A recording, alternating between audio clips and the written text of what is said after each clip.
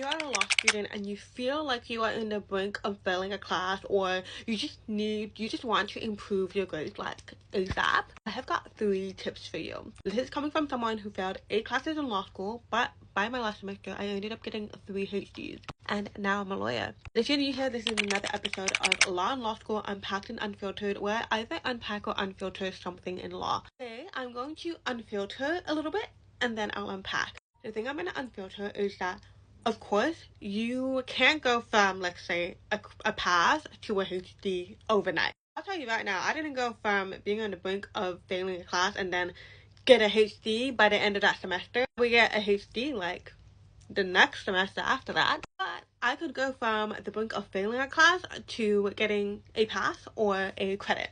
But first of all, here's tip number 1. If there is a exam at the end of the semester, it's one of the main things that you're going to focus on, because most of the time exams take up a huge chunk of your grade. So it makes sense that you will focus on doing really well for the exam, and that will hopefully improve your marks. You're going to focus on creating exam notes, and the easiest way to do it is in these 3 components. So having a table of all the relevant legislation that was consistently talked about in that unit, or legislation that was mentioned in that unit that is going to be a part of the exam. Have a separate table for the legislation.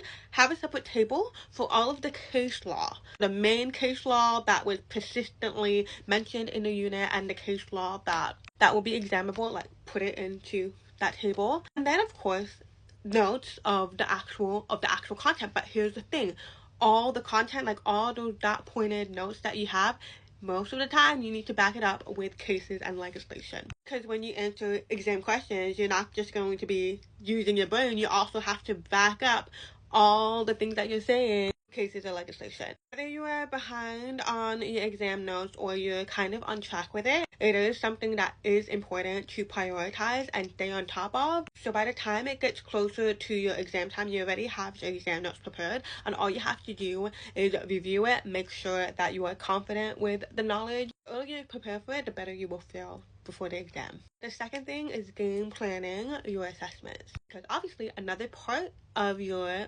grades is going to be your assessments. And of course you'll get assessments that is worth a chunk of your grade, and then you get assessments that are a little bit less than that. If there's a unit where you really want to improve your grades, look at the assessments for the rest of that semester and game plan what you will do to complete it. Easy 3-step process. Look at the rubric for that assessment, plan out and structure how you're going to tackle that assessment day by day, so you make sure that you don't do it last minute. And third, take advantage